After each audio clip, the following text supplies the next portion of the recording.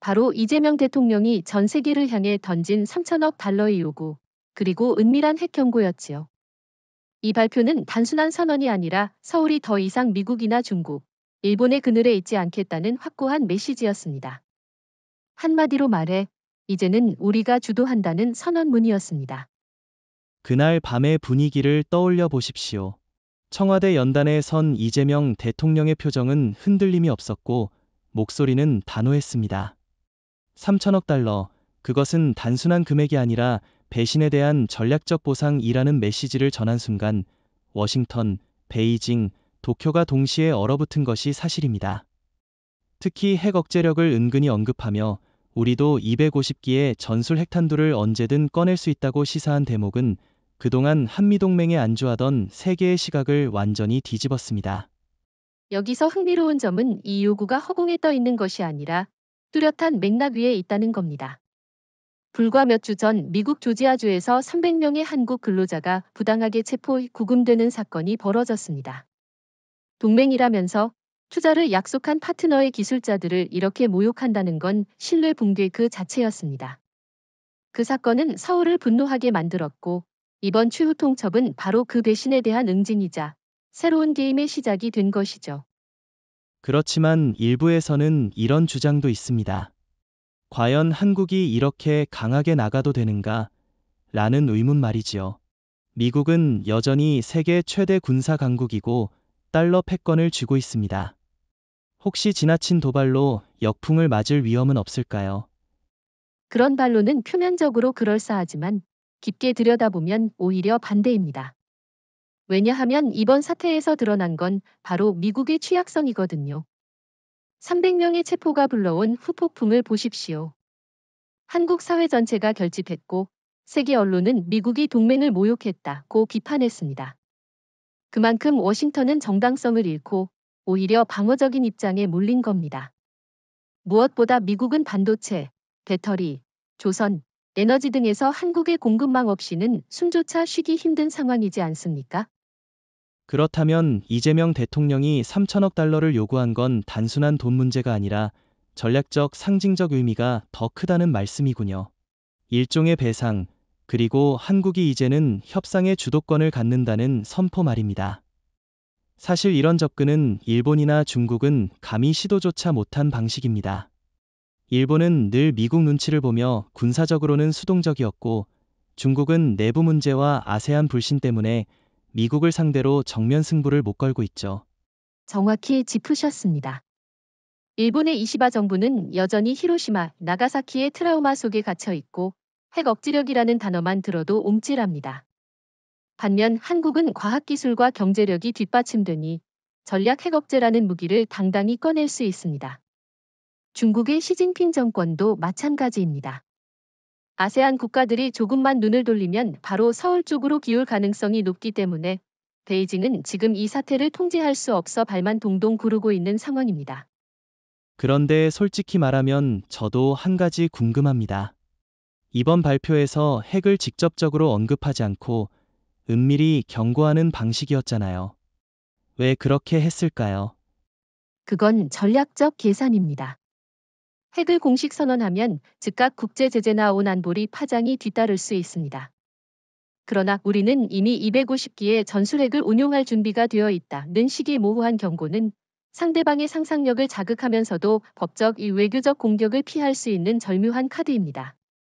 워싱턴, 도쿄, 베이징 모두 속으로는 공포에 휩싸였지만 겉으로는 아무 대응도 못하는 이유가 바로 여기 있습니다. 그렇군요. 결국 이번 서울의 밤은 단순히 한국과의 요구가 아니라 세계 질서 재편의 서막이 될 수도 있다는 말씀이네요. 특히 미국 입장에서 보면 지금껏 최후 통첩을 내리던 쪽이 자신들이었는데 이번에는 정반대로 한국이 최후 통첩을 던진 겁니다. 그 심리적 충격이야말로 돈보다 더 큰 타격일 겁니다. 겉으로는 돈 이야기에 불과해 보일 수 있지만 사실 그 안에는 미국의 배신에 대한 응징이자 전략적 보상이 담겨 있습니다. 핵심은 조지아주에서 벌어진 300명의 한국 근로자 체포 사건이지요. 미국은 동맹이라면서 기술 이전과 투자를 위해 파견된 우리의 숙련된 인력을 마치 범죄자 취급했습니다. 이 사건은 단순한 법 집행 문제가 아니라 동맹에 대한 신뢰를 무너뜨린 심각한 배신이었습니다. 그 사건은 정말 충격적이었죠. 미국은 늘 자유와 동맹을 강조했지만 정작 자기 땅에서 한국인을 모욕적으로 대우했습니다. 워싱턴은 이건 단순한 이민 단속이라고 변명했지만 사실상 한국의 투자 의욕을 꺾는 치명적인 실수였습니다. 그렇다면 이번 3천억 달러 요구는 일종의 배상금 혹은 전략적 벌금이라 할 수 있겠네요. 이재명 대통령은 분명히 계산했습니다.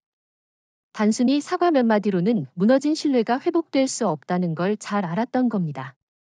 그래서 내놓은 게 바로 3천억 달러. 이건 단순한 숫자가 아니라 한국이 이제는 피해자가 아니라 심판자라는 상징적 선언이기도 합니다. 여기엔 미국뿐 아니라 중국, 일본을 향한 메시지도 들어 있습니다. 한국을 얕잡아 보면 반드시 값비싼 대가를 치른다는 경고 말이지요. 하지만 어떤 시각에서는 미국이 그 돈을 낼 리가 있겠는가? 라는 의문도 제기됩니다. 세계 최강대국이라는 자존심 때문에 쉽게 지갑을 열지는 않을 거라는 거죠. 혹시 이게 지나친 요구로 받아들여져 역풍을 맞지 않을까요? 그 지적도 일리가 있지만 상황은 그렇게 단순하지 않습니다. 미국은 지금 선택지가 많지 않습니다. 한국이 요구하는 건 단순한 돈이 아니라 동맹 신뢰를 회복하기 위한 입장료에 가깝습니다. 만약 워싱턴이 이를 거부한다면 결과적으로 한국은 독자적 핵무장 노선을 더 강화할 명분을 얻습니다. 그리고 그 순간 미국의 영향력은 동북아에서 급격히 쇠퇴할 겁니다. 다시 말해, 돈을 내지 않으면 훨씬 더 큰 비용을 치르게 된다는 사실을 미국도 잘 알고 있습니다. 그러니까 3천억 달러는 협상의 끝점이 아니라 시작점이라는 말씀이군요. 실제로 미국이 이 요구를 수용하지 않으면 한국은 더 큰 카드를 꺼낼 수 있고, 그렇게 되면 워싱턴이 입을 피해는 단순한 재정 문제가 아니라 전략적 손실로 번질 수 있습니다. 특히 일본과 중국이 한국의 강경 태도를 보고 불안에 떨고 있다는 점도 중요한 대목이지요. 일본은 지금 왜 우리가 아니라 한국이 미국을 상대로 이런 강경한 요구를 할 수 있는가라는 자괴감에 빠져 있고, 중국은 만약 미국이 3천억 달러를 내면 아세안 국가들이 우리를 떠나 한국을 선택할지도 모른다는 두려움에 사로잡혀 있습니다. 결국 3천억 달러는 한국의 외교적 승부수이자 주변국의 숨통을 죄는 전략 카드가 된 겁니다. 여기서 한 가지 더 짚어볼 게 있습니다. 300명의 한국 근로자 구금 사건이 단순한 해프닝으로 끝나지 않고 국민적 분노와 결집으로 이어진 점 말입니다. 한국 사회는 이번 일을 단순히 불편한 사건으로 넘기지 않았습니다. 이건 우리를 동등한 동맹으로 대하지 않는 증거라며 전 국민이 분노했고 정치권도 초당적으로 강경 대응을 지지했습니다. 이 분위기 속에서 이재명 대통령의 최후 통첩은 오히려 국민적 지지를 등에 업은 필연적 선택이었습니다. 이재명 대통령은 단순히 3천억 달러를 요구하는 데서 멈추지 않았습니다. 그는 우리는 250기의 전술 핵탄두를 언제든 실전에 배치할 준비가 되어 있다고 사실상 세계에 경고한 겁니다. 이건 단순한 레토릭이 아니라 구체적이고 실질적인 힘을 바탕으로 한 메시지였습니다. 특히 이 발언이 나온 순간 도쿄와 베이징, 그리고 괌을 지켜보는 워싱턴까지 심리적 충격에 빠졌습니다. 그런데 여기서 흥미로운 점은 한국이 아직 공식적으로는 핵보유국이 아니라는 사실입니다. 그런데도 전술핵 250기라는 숫자를 구체적으로 언급한 건 대단히 전략적인 수입니다. 이건 미국, 일본, 중국 모두에게 우리의 능력을 과소평가하지 말라는 경고이자 동시에 모호한 억제력을 제공하는 장치라고 볼 수 있습니다. 국제사회는 당혹스러울 수밖에 없죠. 사실 한국의 기술력과 생산 능력을 감안하면 250기라는 숫자는 결코 허황된 것이 아닙니다. 반도체 세계 최강국이자 원자력 발전 기술에서 세계적인 입지를 가진 한국은 언제든지 핵무기를 대량 생산할 수 있는 역량을 확보해왔습니다. 단지 정치적 선택을 미뤘을 뿐이죠. 미국의 압박이 계속되거나 배신이 반복된다면 한국은 곧바로 실전 배치에 돌입할 수 있다는 시그널을 보낸 겁니다. 하지만 이런 접근이 위험하다는 지적도 있지 않습니까? 핵을 언급하면 국제 제재가 불가피하다, 한국 경제가 타격을 입는다는 식의 우려 말입니다. 실제로 유엔 안보리 제재 가능성도 거론되는데요. 그건 과거의 기준으로 보는 시각일 뿐입니다. 지금 국제 정세를 보십시오. 러시아와 중국이 미국 중심의 질서를 흔들고 있고 인도와 아세안까지 미국의 일방주의에 불만을 품고 있습니다. 이런 상황에서 한국이 핵 억지력을 꺼낸다고 해서 국제사회가 일제히 제재에 나설까요? 오히려 러시아와 인도, 심지어 유럽 일부 국가들은 한국이 미국의 일방적 패권을 견제할 카드가 될 수 있다고 보고 지지할 가능성이 더 큽니다. 제재가 아니라 오히려 새로운 동맹과 협력이 열리는 겁니다. 그렇다면 이번 핵 경고는 실제 사용 의도보다는 심리전의 성격이 더 강하다고 봐야겠군요. 워싱턴과 도쿄, 베이징의 정치 군사 지도부가 한밤중에 잠을 이루지 못하게 만드는 압박, 일종의 전략적 심리전 말입니다. 특히 일본의 경우 히로시마와 나가사키라는 과거의 기억 때문에 한국의 핵 위협을 더 크게 느낄 수밖에 없습니다. 정확히 말씀하셨습니다. 일본의 이시바 총리는 지금 딜레마에 빠져 있습니다. 한편으로는 미국을 따라가야 하지만 다른 한편으로는 바로 옆 한국이 전술핵을 언급하면서 군사적 우위를 확보하는 상황을 받아들여야 합니다. 일본 사회 전체가 불안에 떨 수밖에 없지요. 게다가 한국의 핵 억제력은 단순한 군사적 위협을 넘어 정치적, 심리적 상징성을 가집니다. 이제 더 이상 한국을 흔들 수 없다는 메시지를 도쿄와 베이징, 워싱턴에 동시에 전달한 것이죠. 저는 또 한 가지 흥미로운 점을 지적하고 싶습니다. 한국의 핵 억제력은 단순히 군사적 무기 체계가 아니라 경제적, 기술적 기반 위에서 나온다는 점입니다. 반도체, 조선, 배터리, 원전, 올 오브 디즈 섹터즈, 이 모든 산업 기반이 사실상 핵 억지력의 연장선입니다. 이건 일본이나 중국이 쉽게 따라올 수 없는 차별화된 강점 아닙니까? 한국의 핵 위협은 그 자체로 무섭지만 더 무서운 건 언제든 대량 생산이 가능하다는 점입니다. 원자재 확보, 정밀 공정, 초정밀 반도체 제어 올 오브 디즈 신즉 모두 한국의 손에 있습니다. 일본은 경제가 침체돼 있어 추격이 불가능하고 중국은 기술 자립도가 낮아 미국 제재만으로도 흔들리고 있습니다. 반면 한국은 이미 글로벌 공급망의 중심에 올라섰고 그 기술력은 곧 핵 억지력의 실체로 이어질 수 있습니다. 바로 이 점이 세계를 경악시킨 이유입니다. 결국 이번 발언은 단순한 허세가 아니라 한국이 마음만 먹으면 언제든 현실화할 수 있다는 선언이군요. 그러니 워싱턴, 도쿄, 베이징 모두 충격에 빠질 수밖에 없었던 거고요. 결국 핵 억제라는 단어는 이제 더 이상 북한의 전유물이 아니라 한국의 주도적 전략 자산이 되어버렸습니다. 이재명 대통령의 최후 통첩이 발표된 직후 백악관과 펜타곤은 그야말로 혼돈에 빠졌습니다. 평소라면 늘 자신들이 압박을 가하는 쪽이었는데 이번에는 한국이 칼날을 쥐고 최후 통첩을 던진 상황이었으니까요. 실제로 미국 국방부는 그날 밤부터 새벽까지 꼬박 철야 회의를 했다고 전해집니다. 동맹의 위신이 무너졌다는 자각과 함께 이제는 자신들이 방어적인 입장에 몰렸다는 사실이 충격으로 다가온 겁니다. 그 회의의 내부 분위기를 짐작해보면 흥미롭습니다. 한쪽은 한국의 요구를 일정 부분 수용해야 한다는 온건파, 다른 한쪽은 강경하게 나가야 한다는 강경파로 나뉘어 격렬히 맞섰다는 겁니다. 온건파는 만약 한국이 실제로 핵을 꺼내들면 동북아 질서가 완전히 뒤집힌다. 차라리 돈을 내고 이 길을 관리하는 것이 낫다고 주장했습니다. 반면 강경파는 한국을 얕잡아 보면 다른 동맹들도 같은 요구를 할 것이다. 절대 물러서선 안 된다고 목소리를 높였습니다. 문제는 강경파의 논리가 이미 현실과 동떨어져 있다는 점입니다. 미국은 지금 우크라이나 전쟁 지원, 중동 파병, 대만 해협 긴장 관리 올 오브 디즈 이슈즈로 전 세계에 힘을 분산시키고 있습니다. 그런데 한국마저 등을 돌린다면 워싱턴은 더 이상 두 개의 전선을 동시에 관리할 수 없게 됩니다. 한마디로 초강대국의 허상만 남고 실질적 힘은 빠져나가는 셈이지요. 게다가 미국 내부 정치도 복잡합니다. 트럼프 대통령은 재선을 앞두고 강한 미국을 외치고 있지만 현실은 다릅니다. 최후 통첩에 밀려 돈을 내준다면 지지층의 비난을 받을 것이고 거부하면 한국이 핵무장을 본격화할 수 있습니다. 두 길 모두 정치적 재앙으로 이어질 수밖에 없는 딜레마죠. 사실 이번 사건이야말로 워싱턴 정치가 오랫동안 피하고 싶어 했던 악몽의 시나리오 아닙니까? 저는 이번 사태를 미국이 처음으로 방어자의 위치에 서게 된 순간이라고 봅니다. 과거에는 늘 미국이 최후 통첩을 던졌고 동맹국은 그에 반응하는 구조였죠.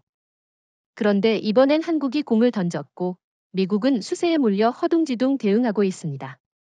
이는 단순한 사건이 아니라 국제정치의 힘의 축이 바뀌고 있음을 보여주는 상징적 사례입니다. 여기서 중국과 일본의 상황과 비교해 보는 것도 의미가 있습니다.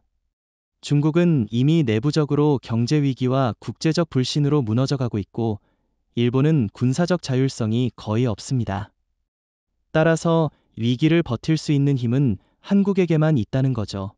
워싱턴이 이를 누구보다 잘 알기 때문에 펜타곤의 긴급회의는 사실상 어떻게 한국을 달래느냐에 초점이 맞춰져 있었을 겁니다.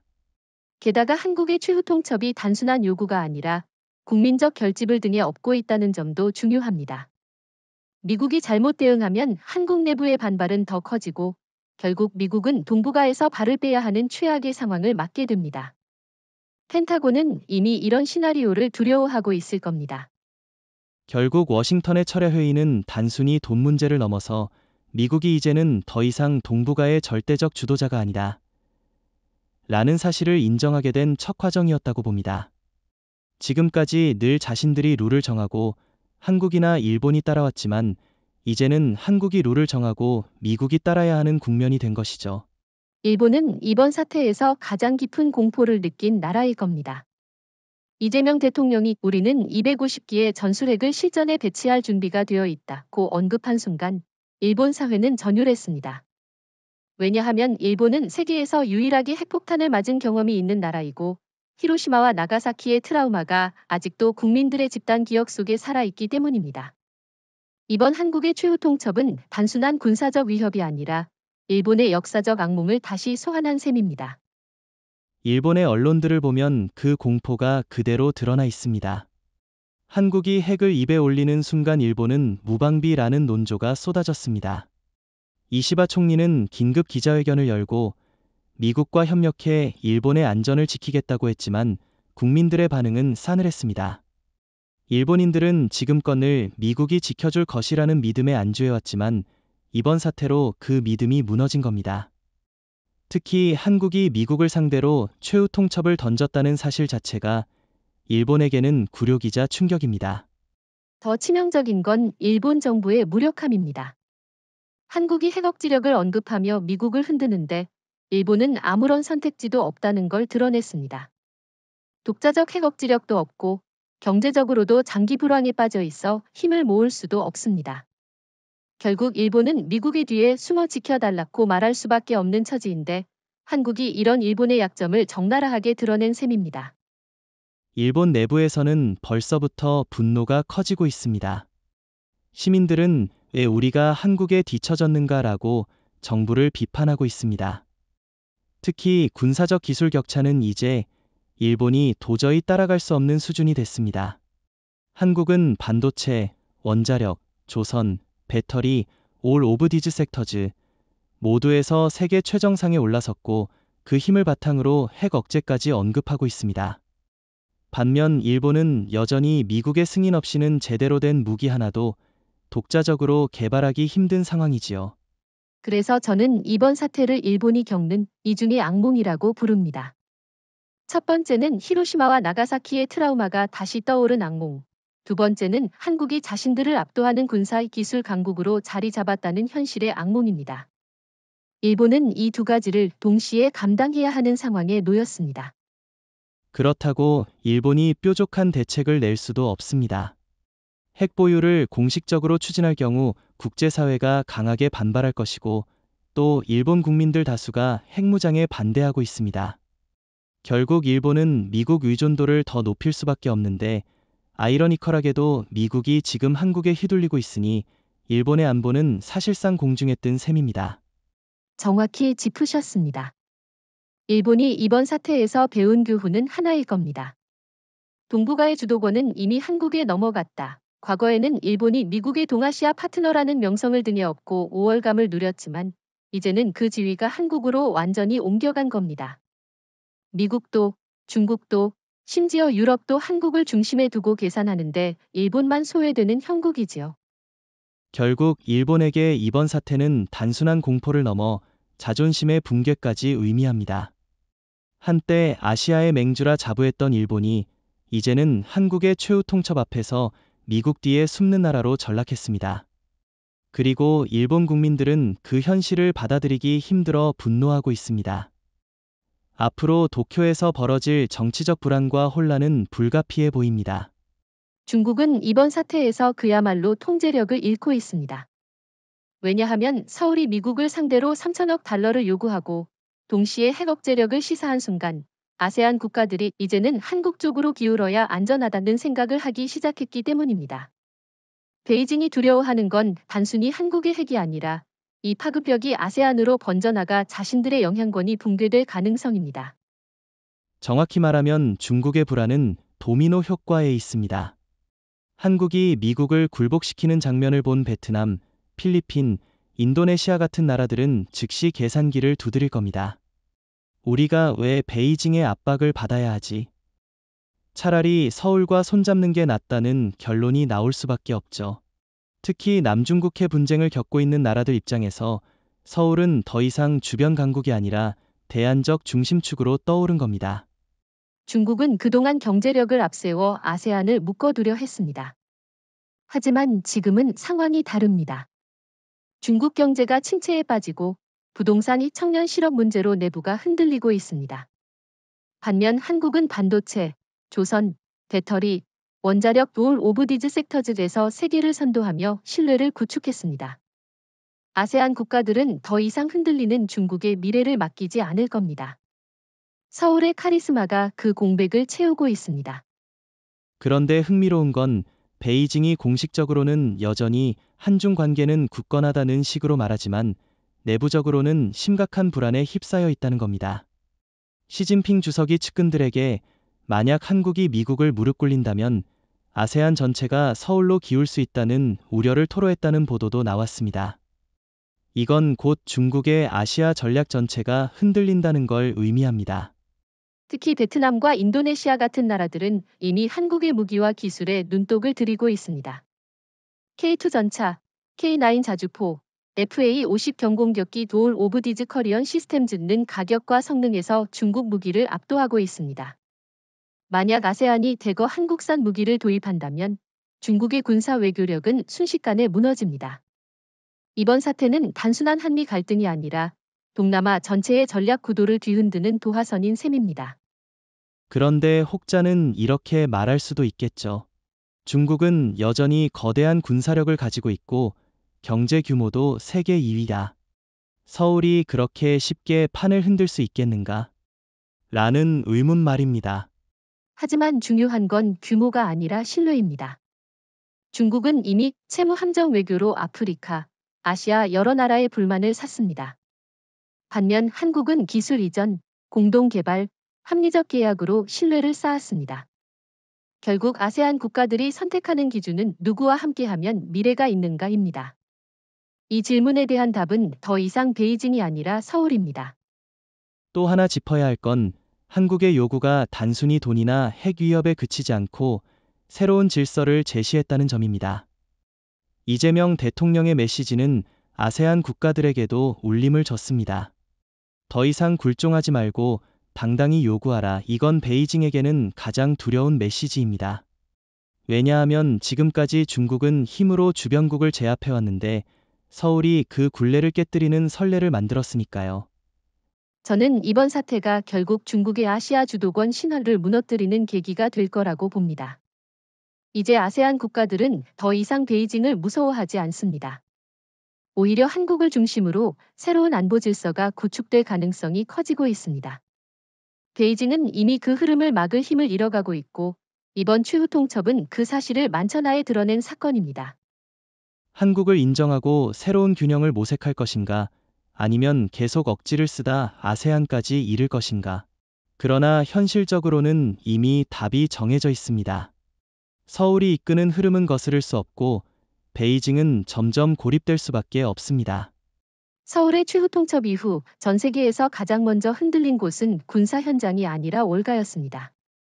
한국이 3천억 달러를 요구하고 동시에 핵 억지력을 시사하자 투자자들은 일제히 달러의 안전성에 의문을 제기하기 시작했습니다. 그 결과 놀랍게도 원화 가치가 폭등하고 달러는 불안정한 흐름을 보였습니다. 달러 패권이 흔들린다는 말이 단순한 수사가 아니라 현실로 다가온 겁니다. 정확히 그렇습니다. 언론 보도를 보면 뉴욕 증시에서 일부 헤지펀드 매니저들이 한국 원화를 안전자산으로 분류하기 시작했다고 합니다. 불과 몇 년 전까지만 해도 원화는 변동성이 크다는 이유로 위험자산으로 여겨졌는데 지금은 정반대의 평가를 받고 있는 것이죠. 이는 단순한 환율 변화가 아니라 세계가 한국의 전략적 입지를 금융가치로 인정하기 시작했다는 뜻입니다. 사실 경제의 근본은 신뢰입니다. 한국은 반도체, 배터리, 조선, 원전 롤 오브 디즈 스트러티직 인더스트리즈에서 이미 세계적 신뢰를 확보했습니다. 반면 미국은 동맹국을 배신하고 자국 보호주의만 강화하다 보니 금융시장조차 흔들리고 있는 겁니다. 달러가 예전처럼 절대적이지 않다는 걸 보여주는 사건이었죠. 여기서 일본과 중국의 상황을 비교해 볼 필요도 있습니다. 일본 엔화는 이미 장기 침체로 국제 투자자들에게 신뢰를 잃었고, 이안화는 중국 내부 경제 위기와 정치적 불투명성 때문에 국제화가 좌초된 상태입니다. 이 공백을 메운 게 바로 원화입니다. 그야말로 역사상 처음으로 동북아에서 한국이 금융 안정성의 중심으로 떠오른 순간이었습니다. 게다가 이번 사태는 단순한 환율의 움직임에 그치지 않았습니다. 월가에서는 한국에 투자하면 안정, 미국에 투자하면 불안이라는 역설적 평가까지 나왔습니다. 조지아 사태 이후 미국의 법치와 신뢰가 무너졌고 한국은 오히려 강경한 리더십으로 국제적 신뢰를 얻은 겁니다. 워싱턴의 실수 하나가 금융시장의 판도까지 흔들어버린 셈이죠. 하지만 일부에서는 이렇게 반론을 제기할 수도 있습니다. 원화가 달러를 장기적으로 대체할 수는 없다. 단기적인 충격일 뿐이다. 라는 주장 말입니다. 이에 대해 어떻게 보십니까? 그건 금융의 본질을 오해한 겁니다.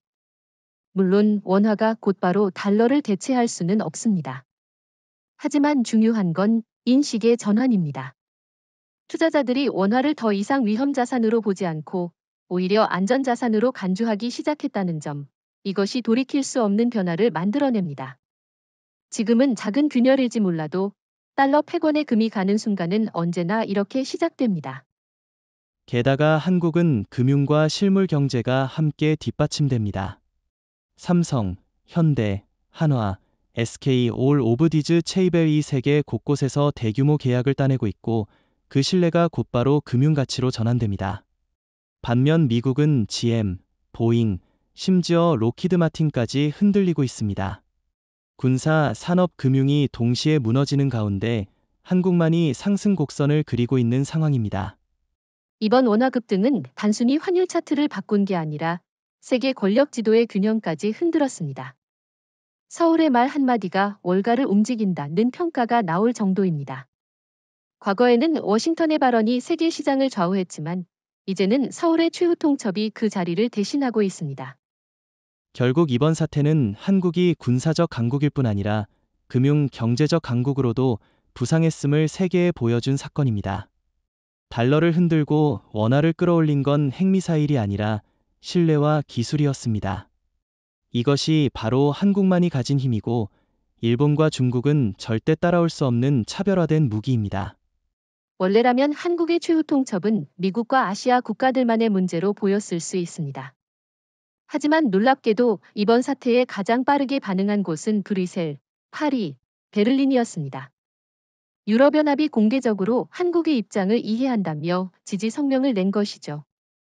유럽 언론은 이를 두고 유럽이 새로운 균형자를 찾았다고 평가했습니다.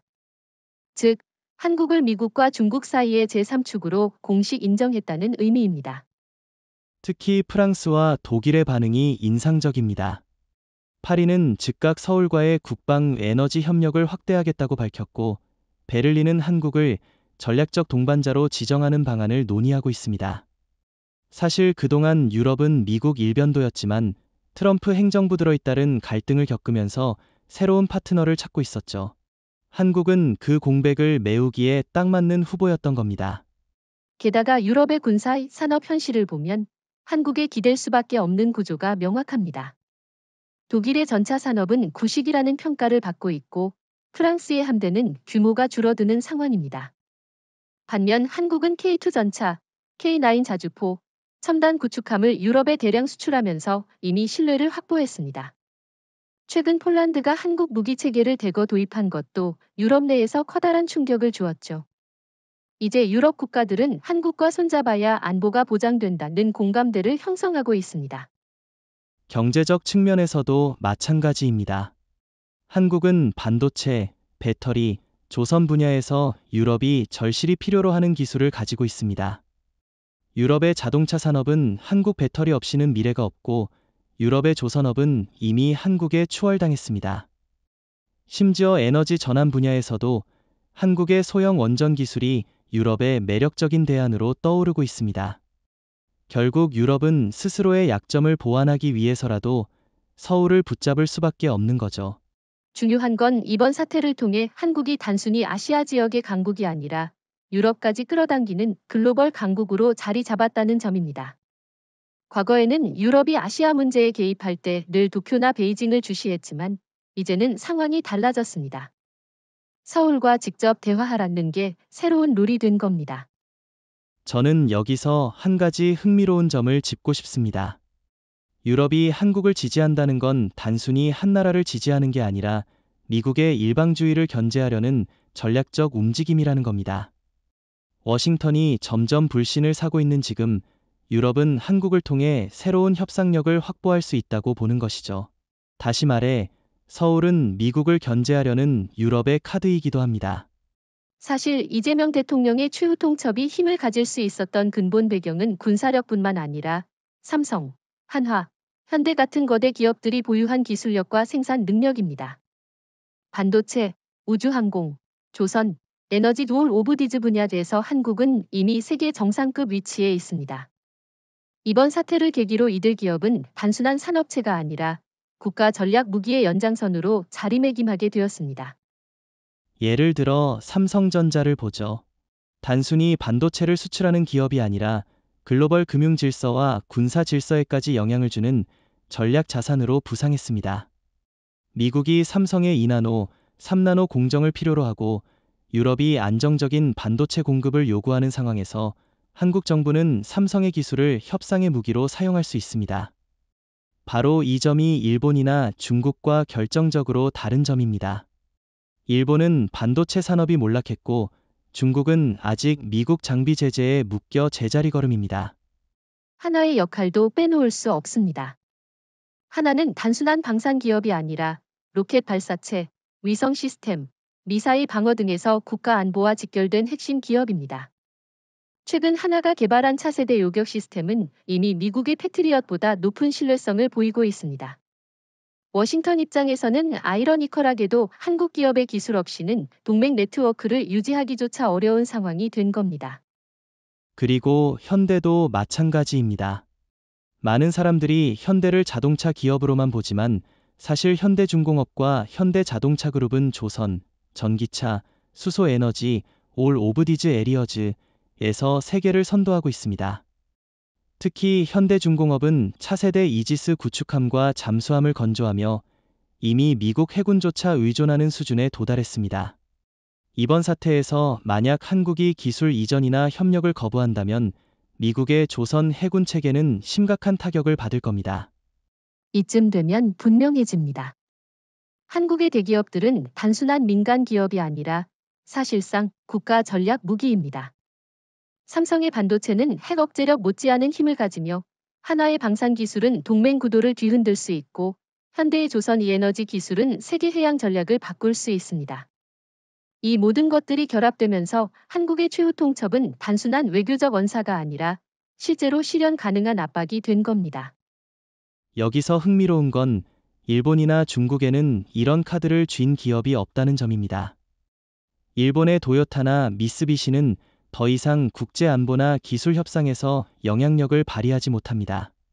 중국의 화웨이나 CATL도 있지만 미국과 유럽의 제재 때문에 국제 신뢰를 얻지 못합니다. 결국 한국만이 기술 기업을 국가 전략과 연결해 활용할 수 있는 위치에 서 있는 겁니다. 이번 사태는 기술이 곧 무기라는 사실을 입증했습니다. 한국은 핵무기만으로가 아니라 첨단 기술과 대기업 네트워크로 세계를 압박할 수 있습니다. 이재명 대통령의 최후 통첩은 사실상 삼성, 한화, 현대가 곧 우리의 방패이자 칼이다라는 선언과 다름없습니다. 결국 이 장면에서 드러난 건 한국이 가진 힘은 군사와 경제를 넘어 기술 그 자체라는 겁니다. 워싱턴, 베이징, 도쿄가 동시에 한국을 두려워하는 이유는 우리가 언제든지 기술을 무기화해 협상력을 극대화할 수 있기 때문입니다. 이건 단순히 국가의 힘을 넘어 세계 질서를 바꿀 수 있는 혁신의 힘입니다. 공개석상에서는 서로 날을 세우며 팽팽히 맞섰지만 그 이면에서는 도널드 트럼프 대통령과 이재명 대통령이 직접 통화를 했다는 보도가 나왔습니다.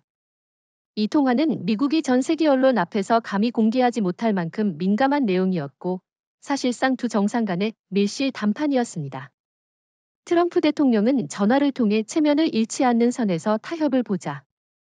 명예로운 합의가 필요하다고 제안했다고 합니다. 하지만 이재명 대통령의 대답은 단호했습니다. 3천억 달러, 그것이 최소 조건이다. 그마저도 주지 못한다면 미국은 동북아에서 설 자리를 잃게 될 것이다. 그 장면은 정말 역사적이었습니다. 과거라면 한국 대통령이 미국 대통령과의 대화에서 이렇게 직설적으로 말할 수 있었을까요? 트럼프 대통령의 특유의 협상술, 즉 강한 압박 후 거래라는 방식이 이번에는 통하지 않았습니다. 오히려 이재명 대통령이 주도권을 쥔 채 트럼프를 몰아붙였던 겁니다. 그리고 이건 미국 내부 정치에도 큰 파장을 불러왔습니다.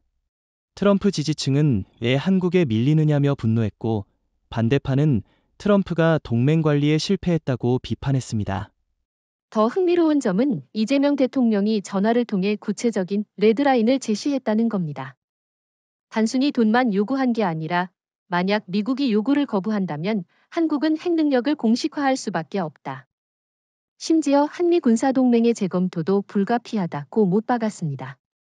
이는 워싱턴 입장에서는 최악의 시나리오입니다.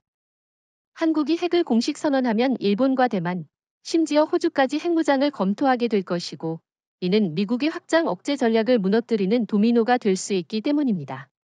그렇다면 트럼프 대통령은 어떤 반응을 보였을까요? 알려진 바에 따르면 그는 순간적으로 침묵했다고 합니다. 보통 통화 자리에서 농담을 던지거나 과장된 어조로 상대를 흔드는 게 그의 스타일인데 이번만큼은 그런 여유가 없었던 거죠. 그는 결국 나는 한국을 존중한다. 그러나 금액을 줄일 수는 없겠는가? 라고 조심스럽게 물었고 이재명 대통령은 이건 협상의 여지가 없다. 이건 한국 국민이 요구하는 정의다라고 일축했습니다. 이 부분이 중요합니다. 과거라면 한국 지도자가 미국의 요구에 무조건 예스를 외쳤지만 이번에는 완전히 달랐습니다. 한국은 동등한 협상자일 뿐 아니라 상황에 따라서는 더 강한 위치에 설 수 있다는 걸 입증했습니다. 트럼프의 아메리카 퍼스트는 결국 한국의 코리아 퍼스트 앞에 무릎을 꿇은 셈입니다. 게다가 이 통화 내용은 단순한 외교적 해프닝이 아니라 국제 질서에 깊은 함의를 남깁니다. 미국은 이제 동맹국을 상대로 명령을 내릴 수 없는 시대에 접어들었고 한국은 당당히 최후 통첩을 던지고 이를 관철시킬 수 있는 주체가 되었습니다. 일본이나 중국은 이런談판을 감히 시도조차 못하는데 한국은 이미 해낸 겁니다. 이재명 대통령의 최후 통첩이 발표된 직후 시민들은 자발적으로 광장으로 쏟아져 나왔습니다. 흔히 말하는 촛불 집회의 이미지가 떠오를 정도로 도심은 깃발과 함성으로 가득 찼습니다. 하지만 이번 시위는 단순한 반정부 집회가 아니라 정부를 지지하고 국가의 자존심을 수호하겠다는 의지의 발현이었습니다. 시민들이 내건 구호는 하나였습니다. 물러서지 말라. 3천억 달러, 정의의 대가를 반드시 받아내라. 그 장면은 전 세계 언론에 크게 보도되었죠. 특히 CNN은 서울 시민들이 거리로 나와 정부의 강경 노선을 지지한 것은 세계 정치사에서 드문 사례라고 평가했습니다. 보통 동맹국과의 갈등 상황에서는 국민들이 불안을 느끼기 마련인데 한국은 정반대였습니다. 국민들은 오히려 더 강한 압박을 요구했습니다.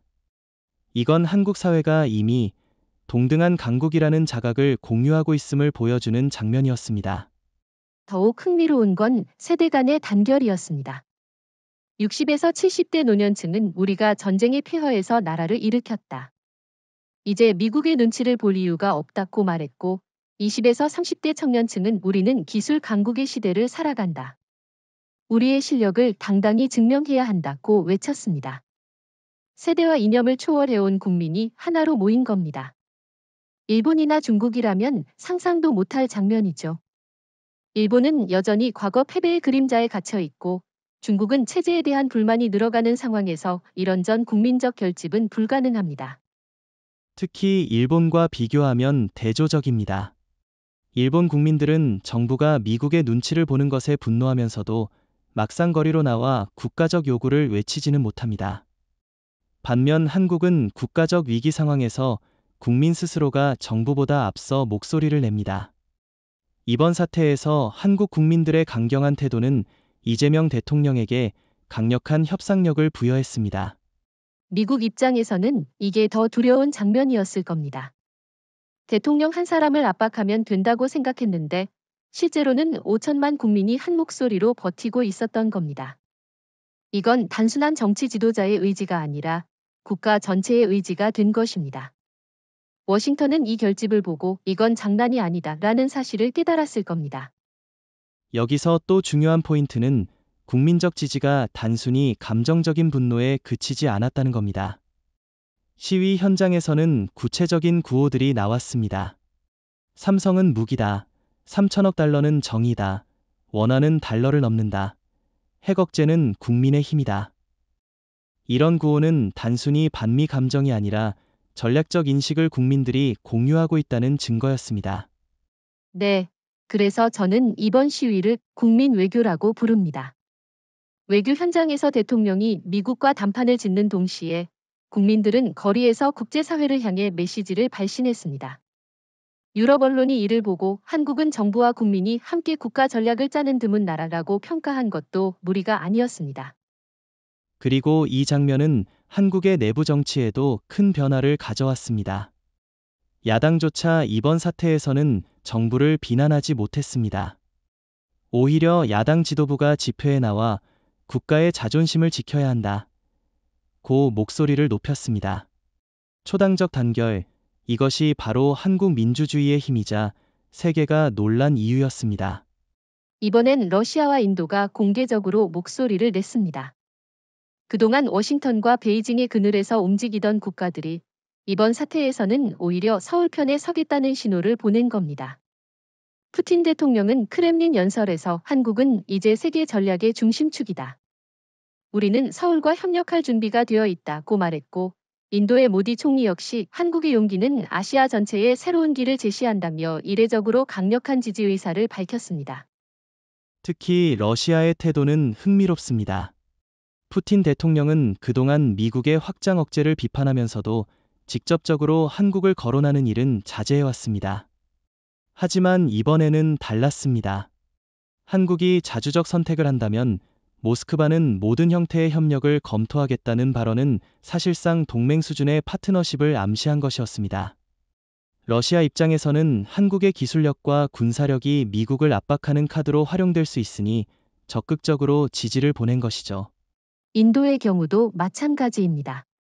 인도는 늘 전략적 자율성을 강조해왔지만 최근 중국과 국경 충돌로 긴장이 고조되면서 새로운 균형자를 찾고 있었습니다.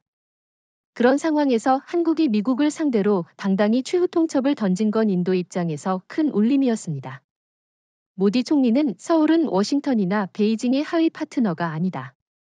독립적 강국이다 라는 말을 공개석상에서 했습니다. 이는 사실상 인도가 한국을 새로운 전략 파트너로 격상시켰다는 의미였습니다. 여기서 중요한 건 러시아와 인도가 단순히 말로만 지지한 게 아니라는 점입니다. 러시아는 한국산 에너지 기술과 조선 능력을 적극적으로 도입하겠다는 협상 신호를 보냈고, 인도는 이미 KF-21과 K9 자주포의 공동 생산 가능성을 검토하고 있습니다. 이는 단순한 정치적 수사를 넘어 실제 경제 군사 협력으로 이어질 수 있다는 뜻입니다. 이 흐름은 워싱턴과 베이징에 엄청난 충격을 주었습니다. 특히 미국 입장에서는 최악입니다. 그동안 미국은 인도를 중국 견제용 카드로 활용해왔는데 만약 인도가 한국과 손잡는다면 이 전략은 무너집니다. 게다가 러시아까지 한국을 지지한다면 워싱턴은 동북아뿐 아니라 유라시아 전체에서 영향력을 잃게 될 위험에 처합니다. 사실 러시아와 인도가 동시에 한국 편을 든 건 국제 질서의 균형이 바뀌었다는 결정적 신호입니다. 일본은 여전히 미국 뒤에 숨어 있고 중국은 아세안마저 붙잡지 못해 흔들리고 있는데 한국은 러시아와 인도라는 두 거대 국가의 지지까지 확보했습니다. 이건 곧 서울, 모스크바, 뉴델리라는 새로운 전략 삼각축이 형성될 가능성을 보여주는 장면이었습니다. 게다가 이번 지지는 단순한 외교적 제스처가 아니라 한국의 최후 통첩이 전 세계적으로 정당성을 얻었다는 증거이기도 합니다. 미국이 3천억 달러 요구를 터무니없다고 몰아붙이고 싶어도 러시아와 인도가 지지하는 순간 국제 여론은 달라집니다. 이제는 한국이 무리한 요구를 했다가 아니라 한국이 정의로운 요구를 했다는 인식이 확산되고 있습니다. 이 점에서 일본과 중국은 또다시 고립을 피할 수 없습니다. 일본은 아시아에서 설 자리를 잃고 있고 중국은 아세안 도미노를 막지 못하는 상황에서 러시아와 인도마저 한국 쪽으로 움직인 겁니다. 이렇게 되면 동북아와 남아시아 모두에서 한국 중심의 질서가 굳어집니다. 이제는 더 이상 워싱턴이 동북아 안보를 통제하는 주체가 아닙니다. 이재명 대통령의 최후 통첩 이후 미국은 스스로를 방어하는 입장에 몰렸고 한국은 주도적으로 상황을 이끌어가는 위치에 섰습니다. 과거라면 미군의 움직임 하나가 동북아 전체를 흔들었지만 지금은 서울의 선언 하나가 워싱턴을 뒤흔듭니다.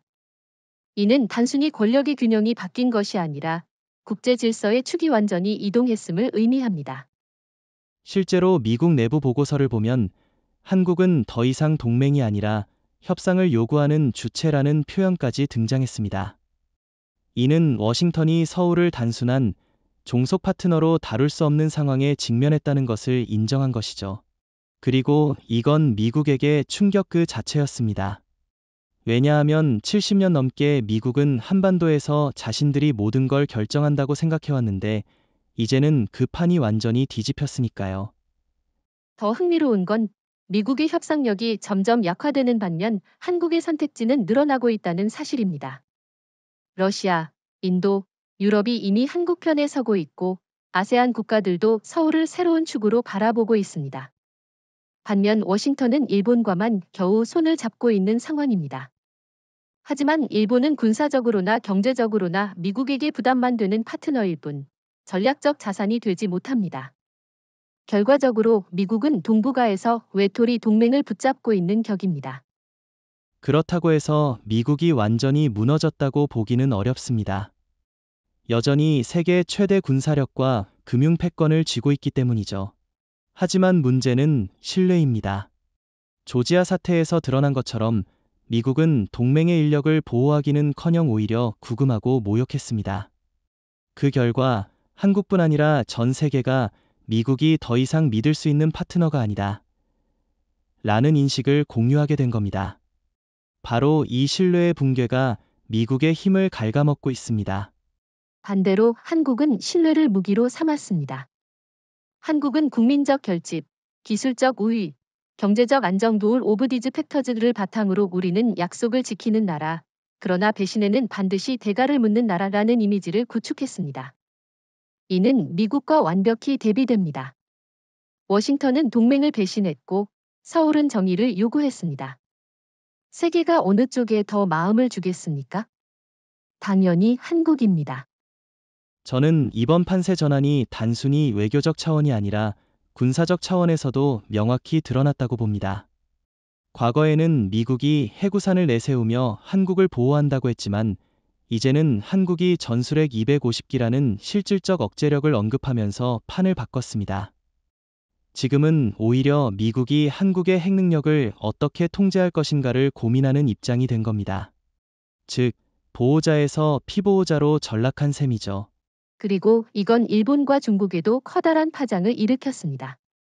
일본은 미국의 보호 아래 있다고 믿었지만 미국이 한국조차 설득하지 못하는 모습을 보면서 공포에 휩싸였습니다. 중국은 미국이 더 이상 한국을 제어하지 못한다면 우리 역시 서울을 상대해야 한다는 위기감에 빠졌습니다. 결국 한국의 최후 통첩은 단순히 워싱턴만이 아니라 도쿄와 베이징까지 동시에 흔든 겁니다. 한국이 주도권을 쥐었고 미국은 방어자, 설득자로 전락했습니다. 이는 국제 정치사에서 보기 드문 역전극입니다. 한 세대 전만 해도 상상할 수 없었던 일이 지금 우리의 눈앞에서 현실이 된 것입니다.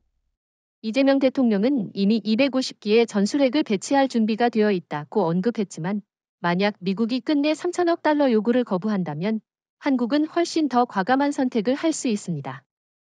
그것은 바로 핵무기 공개 선언 혹은 첫 핵실험입니다. 이 시나리오가 현실화된다면 세계 전체가 숨을 죽이고 서울의 다음 움직임을 기다릴 수밖에 없게 됩니다. 사실 이 시나리오는 단순한 위협이 아니라 국제사회에 실질적으로 고려해야 할 카드로 떠올랐습니다. 미국이 한국을 배신한 상황에서 한국이 독자 핵무장을 택한다고 해서 국제사회가 즉각 제재를 가할 수 있을까요? 러시아와 인도가 이미 한국을 지지했고 유럽도 사실상 한국의 편에 서고 있습니다. 그렇다면 제재의 명분은 약해지고 오히려 한국은 우리는 배신에 대한 정당한 대응을 했다는 논리로 국제적 지지를 더 확보할 수도 있습니다. 네. 그리고 일본의 경우를 생각해 보십시오.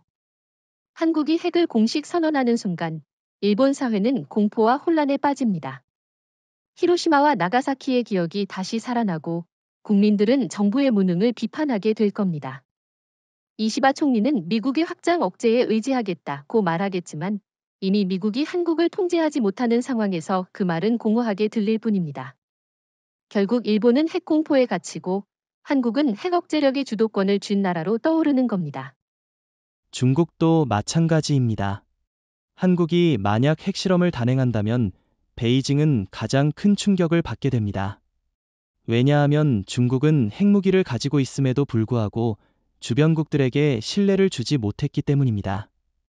반면 한국은 기술력과 국제적 신뢰를 기반으로 한 핵 보유국이 됩니다. 아세안 국가들은 한국이 핵을 가졌으니 이제 더 안전하다며 한국과의 안보 협력을 강화할 겁니다. 이는 곧 중국의 영향력이 동남아에서 무너지는 것을 의미합니다. 사실 한국의 핵 시나리오는 단순히 군사적 선택지가 아니라 외교적 지렛대입니다. 이재명 대통령이 우리는 핵무장을 고려할 수 있다고 말하는 순간 워싱턴은 협상 테이블에서 주도권을 잃습니다.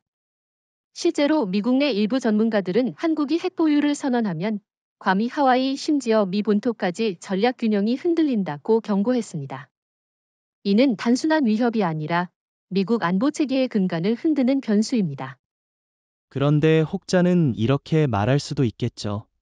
핵무기를 공개 선언하면 한국 경제가 제재를 받아 흔들릴 수 있다는 우려입니다. 하지만 저는 이 부분에 동의하지 않습니다. 이미 러시아와 인도, 유럽이 한국의 편에 서 있기 때문에 제재는 실질적으로 작동하지 않을 겁니다. 오히려 한국은 기술과 산업으로 제재를 돌파할 수 있습니다. 세계는 한국의 반도체, 배터리, 조선 기술을 필요로 하고 있기 때문에 한국을 고립시키는 제재는 사실상 불가능합니다. 정확한 지적입니다. 한국은 과거 북한과는 전혀 다른 조건에 있습니다. 북한은 제재를 받으면 고립되지만 한국은 제재를 시도하는 순간 세계 경제가 함께 흔들립니다. 결국 한국은 제재를 두려워하지 않고 오히려 이를 협상의 지렛대로 활용할 수 있는 위치에 있습니다. 이것이 바로 핵 시나리오가 한국에게 두려움이 아닌 기회가 되는 이유입니다. 따라서 이번 14번째 장면에서 분명히 드러난 것은 한국이 핵 시나리오의 주도권을 쥐었다는 사실입니다. 이제는 미국도, 중국도, 일본도 한국의 선택에 따라 숨을 죽이고 기다릴 수밖에 없습니다. 한마디로 서울이 동북아의 미래를 쥔 결정권자가 된 겁니다. 이재명 대통령의 최후 통첩은 단순히 3천억 달러를 요구한 사건이 아니라 한국이 더 이상 미국에 의존하지 않고 독립된 강국으로 자리매김하는 선언이었습니다. 지금까지 우리는 워싱턴의 그늘 아래서 안보를 보장받는 위치에 있었지만 이제는 그 반대입니다. 미국이 한국의 결정에 흔들리고 일본이 공포에 떨며 중국이 방향을 잃는 시대가 열린 겁니다. 맞습니다. 그야말로 새로운 시대의 시작이라고 할 수 있습니다. 코리아 퍼스트라는 말이 단순한 구호가 아니라 실제 국제 질서를 주도하는 현실이 된 겁니다. 미국은 이제 한국의 동맹이라기보다는 협상 상대가 되었고, 일본은 한국을 넘어서지 못하는 약소국으로 전락했습니다. 중국은 아세안과의 영향력을 잃으며 동북아에서 고립되어 가고 있습니다. 이런 상황에서 서울은 새로운 글로벌 중심축으로 부상했습니다. 특히 주목해야 할 점은 이번 최후 통첩이 한국의 정치적 독립성을 넘어 정신적 독립성을 세계에 각인시켰다는 겁니다. 과거에는 늘 미국의 보호를 당연시하던 목소리가 있었지만 이번 사태를 통해 국민 전체가 깨달았습니다. 우리는 스스로를 지킬 힘이 있다. 우리는 더 이상 의존국이 아니다. 바로 이 자각이 한국을 진정한 강국으로 만든 핵심 동력입니다. 경제적으로도 한국은 더 이상 미국의 시장에 매달리지 않습니다. 반도체, 배터리, 조선, 원전, 올 오브 디즈 섹터즈는 세계가 필요로 하는 기술이고, 이는 곧 한국을 중심으로 세계 경제가 돌아가고 있다는 의미입니다. 원화가 달러를 위협하는 장면, 유럽이 한국을 전략 파트너로 지목하는 장면, 러시아와 인도가 서울을 지지하는 장면, 올 오브 디즈 싱즈는 결국 하나의 결론을 보여줍니다. 한국이 중심이다. 군사적 측면에서도 마찬가지입니다.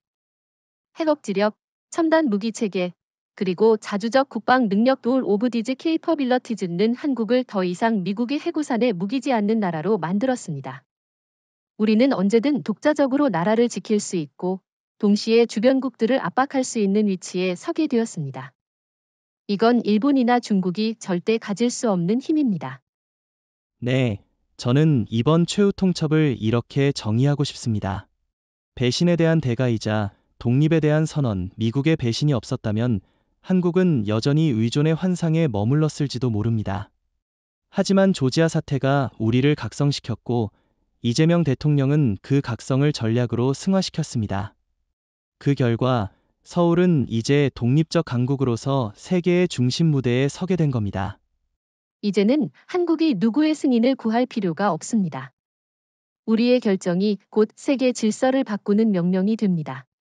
워싱턴, 도쿄, 베이징 올 오브 덤이 서울의 눈치를 보는 시대가 열린 겁니다. 바로 이것이 새로운 새벽, 한국이 독립된 초강국으로 떠오르는 순간입니다.